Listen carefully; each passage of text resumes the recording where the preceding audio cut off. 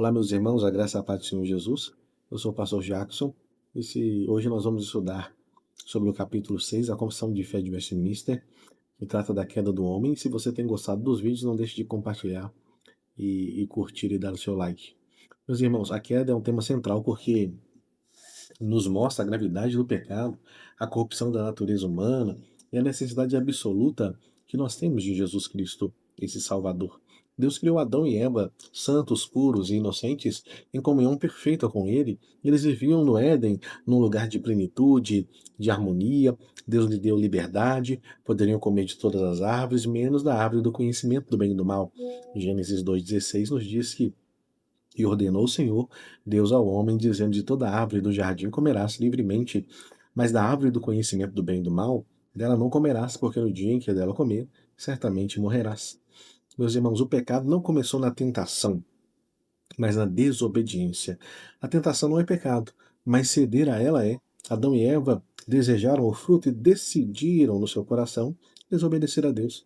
Não foi o pecado no momento imediato em que mordeu do fruto, mas quando eles decidiram já no coração desobedecer a Deus. Lá em Gênesis 3,6 nos diz: vendo da mulher que a árvore é boa para se comer, e agradável aos olhos, e desejável para dar entendimento, tomou do seu fruto, comeu e deu também a seu marido, que comeu. Lá em 2 Coríntios 11:3, Paulo citando esse fato, ele diz: temo que, assim como a serpente enganou Eva com a sua astúcia, também a vossa mente seja de alguma forma seduzida e se afaste da simplicidade e da pureza que há em Cristo. Mesmo o pecado humano, ele não escapa do plano soberano de Deus, meus irmãos. Ele permitiu a queda, mas não é o autor do mal. Ele usa até mesmo os nossos erros para glorificar o seu plano. Em Romanos 11:32 nos diz: Deus colocou todos debaixo da desobediência, a fim de usar de misericórdia para com todos. Lá em Romanos 5:20 também nos diz: a lei veio para que a transgressão se ressaltasse, mas onde o pecado se ressaltou, a graça ficou ainda mais evidente para que, assim como o pecado reinou na morte, assim também a graça reine pela justiça para a vida eterna por meio de Jesus Cristo, nosso Salvador. Então, meus irmãos, nós podemos confiar que Deus, ele está no controle de todas as coisas, mesmo quando nós enfrentamos erros e dificuldades. E nós podemos entender que ele pode transformar os nossos pecados em uma oportunidade para a sua glória. O pecado de Adão e Eva trouxe consequências profundas para a humanidade. Perda da pureza original, a comunhão perfeita com Deus se rompeu, todos nascem com o pecado original. Gênesis 3, 7 a 8 nos diz que os olhos dos dois foram abertos e conheceram que estavam nus. Então cozeram folhas de figueira e fizeram para si. Ao ouvirem a voz do Senhor Deus no jardim, eles se esconderam. Então nós vemos essa perda dessa comunhão, dessa pureza original. Depois vem a entrada da morte, a morte espiritual, que é a separação de Deus, a morte física, todos nós morremos, e depois a morte eterna, que é aqueles que vão para o inferno. Lá em 1 Coríntios 15:22 nos diz: assim como todos morreram em Adão, assim também em Cristo todos serão vivificados. Lá em Gálatas 5:18 nos diz: mas se sois guiado pelo Espírito, já não estás mais debaixo da lei. E em Romanos 6:23, o salário do pecado é a morte, mas o dom gratuito de Deus é a vida eterna em Cristo Jesus, o nosso Senhor. Então nós podemos ver, a partir desses textos, mesmo com a entrada do pecado no mundo, a perda da pureza original, a morte, Jesus Cristo veio para resolver esse problema, para que nós voltássemos à purificação e voltássemos também à vida eterna com Deus para todos aqueles que estão no Espírito. Também houve a corrupção do ser e a depravação total. A natureza humana corrompida, corpo e alma. Lá em Romanos 5:12 diz: assim como pelo pecado entrou a morte no mundo, assim também a morte passou a todos os homens, porque todos pecaram. Então vemos que a nossa natureza, hoje, ela é corrompida. Também houve a transmissão da culpa, né? O pecado de Adão afeta toda a humanidade, ah, universalmente, né? Nós precisamos de uma redenção universal também.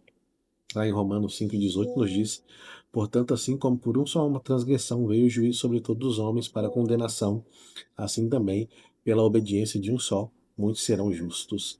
Também houve a subversão da criação. A terra foi amaldiçoada. Sofrimento, doenças, catástrofes. Lá em Gênesis 3,17, maldita é a terra por tua causa, com dor produzirá o teu alimento. Meus irmãos, nós vemos que tudo isso aconteceu na queda do homem, quando o homem resolveu desobedecer a Deus E isso, por ele ser o representante de toda a humanidade, isso também é imputado a nós. Agora, todos nós nascemos com essa natureza, então corrompida, inclinados para o mal, mas Cristo agora nos oferece uma nova vida. Ele é chamado de segundo Adão no Novo Testamento.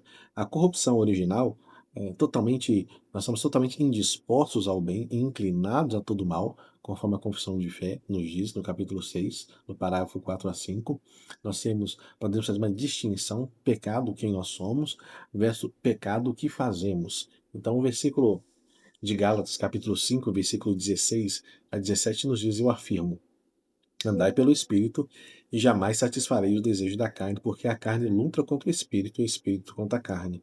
E também Gálatas 5:23, Gálatas 5, 22, 23, nos diz: O fruto do Espírito é amor, alegria, paz, paciência, benignidade, bondade, fidelidade, mansidão e domínio próprio.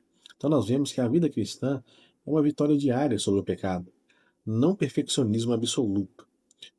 Há sempre esse conflito, onde, como diz os textos bíblicos, entre a carne e o espírito. É normal, mas o espírito sempre vai nos guiar. Todo pecado traz culpa e consequências. Consequências espirituais, que é a separação com Deus, consequências temporais, doenças e catástrofes, com consequências eternas, que é a condenação. Então, lá em Romanos 3:22 diz que todos pecaram e estão destituídos da glória de Deus. Isso é uma consequência.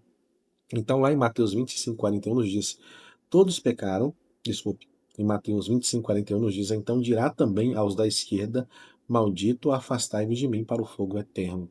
É a punição para aqueles que não se renderam a Cristo. Aí em 2 Tessalonicenses 1:7 vai nos dizer: Punindo os que não conhecem a Deus e não obedecem ao Evangelho de nosso Senhor Jesus Cristo. E em Marcos 9:48 diz: Onde o verme não morre, o fogo não apaga. Então nós temos que entender, meus irmãos, a seriedade do pecado, para que isso nos motive ao arrependimento e à obediência. A gravidade do pecado por qual o nosso Deus, Jesus Cristo, a segunda pessoa da Trindade, o Filho unigênito de Deus, morreu por nós. Isso é grave. Ele morreu e entregou a sua vida para que nós pudéssemos ser salvos. E para isso, nós precisamos entender a gravidade do pecado, para que nós então possamos arrepender de todo o nosso coração e nos rendermos ao nosso Salvador, que é Cristo Jesus. Jesus Cristo é o segundo Adão, como eu disse, e ele reverte esse efeito da queda. Pela obediência de Cristo, a justificação e a reconciliação e a vida. Lá em 1 Coríntios 15:21 diz: Assim como a morte veio por um homem, também por um só homem veio a ressurreição dos mortos. Lá em Romanos 5:19 nos diz: Portanto, assim como por uma só desobediência muitos foram pecadores, assim também pela obediência de um só homem muitos serão feitos justos. Então nós podemos confiar em Cristo como nosso Salvador. Viva uma vida de santificação diária, guiada pelo Espírito, reconhecendo a queda, mas viva na esperança da redenção em Cristo Jesus. A queda nos mostra a gravidade do pecado e a necessidade absoluta que nós temos de Cristo. A vida cristã é um caminho de dependência, de arrependimento e vitória através do Espírito. Que nós possamos refletir sobre a queda e viver confiantes na obra de nosso Senhor Jesus Cristo. Que Deus abençoe a sua vida. Até o nosso próximo estudo.